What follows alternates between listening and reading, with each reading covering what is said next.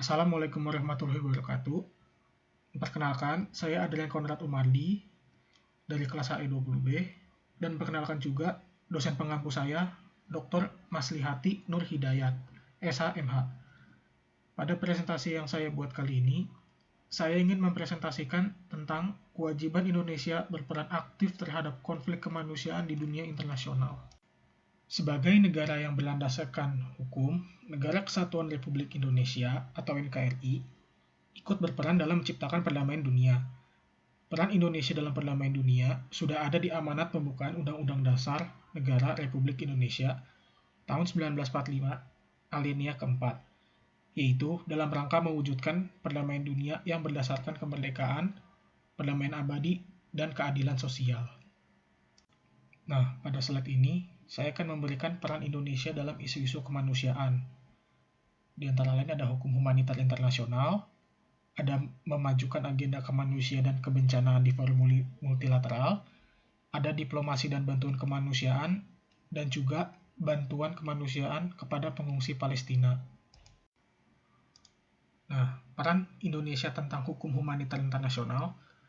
Indonesia telah menjadikan negara pihak pada Konvensi Jenewa tahun 1949 melalui aksesi dengan Undang-Undang Nomor 59 tahun 1958 tentang keikutsertaan Negara Kesatuan Republik Indonesia dalam 4 Konvensi Jenewa tanggal 12 Agustus 1949. Indonesia terlibat aktif di dalam pembahasan penguatan hukum humanitar internasional pada Pertemuan Internasional Conference of the Red Cross and Red Crescent pada tanggal 7-11 Desember 2015 lalu.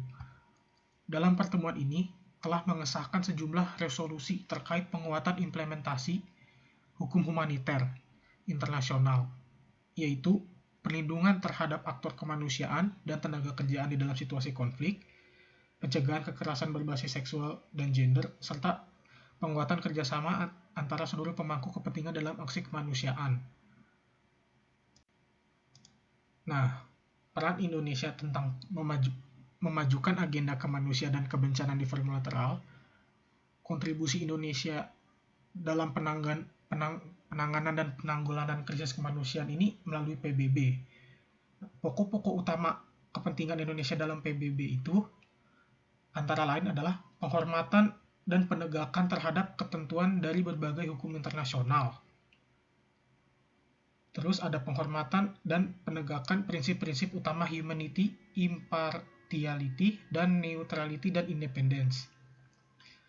Terus ada perlindungan dan pemenuhan kebutuhan mendasar masyarakat terkena dampak krisis kemanusiaan, serta perlibatan pemberdayaan masyarakat terkena dampak, terutama kelompok rentan, kayak manula, perempuan, anak-anak, dan penyandang disabilitas. Terus ada penghormatan terhadap kedaulatan pemerintah dan rakyat dari negara terkena dampak. Dan yang terakhir ada perhatian terhadap kekhususan, tantangan, dan perbedaan kapasitas yang dimiliki oleh masing-masing negara dalam berperan dan berkontribusi terhadap upaya penanganan dan penyelesaian krisis kemanusiaan. Indonesia sendiri secara konsisten menyampaikan kontribusi sukarela tahunannya kepada CIRF yang jumlahnya terus naik tiap tahunnya sampai 220.000 USD mulai dari tahun 2017 yang lalu. Total kontribusi Indonesia kepada CIRF ini juga nggak bisa dibilang kecil.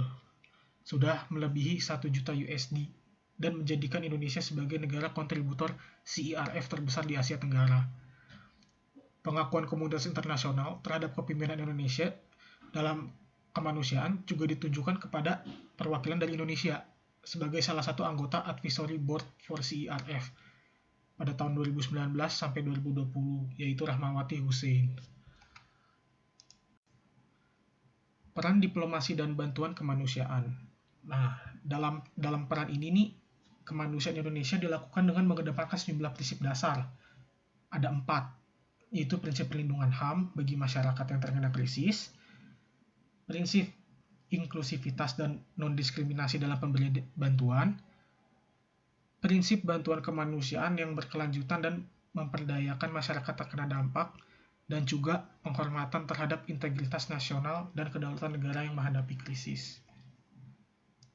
Nah, implementasi diplomasi kemanusiaan Indonesia juga dilaksanakan melalui pendekatan bilateral, regional maupun multilateral. sepanjang tahun 2017 dan 2018. Pemerintah Indonesia telah memberikan bantuan kepada negara-negara sahabat yang terkena dampak krisis kemanusiaan. Contohnya, ada Sri Lanka, Myanmar, Bangladesh, Afghanistan, dan juga Palestina. Dan juga Indonesia berkontribusi rutin pada mekanisme pendanaan bantuan kemanusiaan di PBB.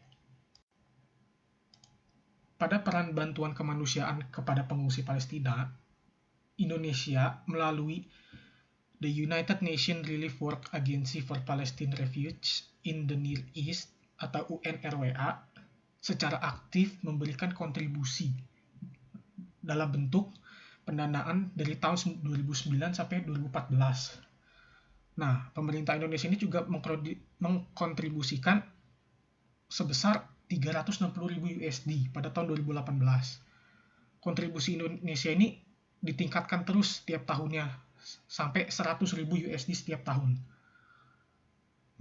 Menanggapi krisis kemanusiaan berkepanjangan yang dihadapi masyarakat Palestina, terutama pengungsi Palestina, pada tahun 2019, pemerintah Indonesia juga memberikan komitmen dukungan pendanaan, terutama bagi penyediaan pangan dan dukungan fasilitas kesehatan melalui UNRWA itu, dengan nilai kurang lebih sekitar 1 juta USD. Ya, itu saja presentasi saya pada kali ini. Kurang lebihnya mohon maaf. Wassalamualaikum warahmatullahi wabarakatuh.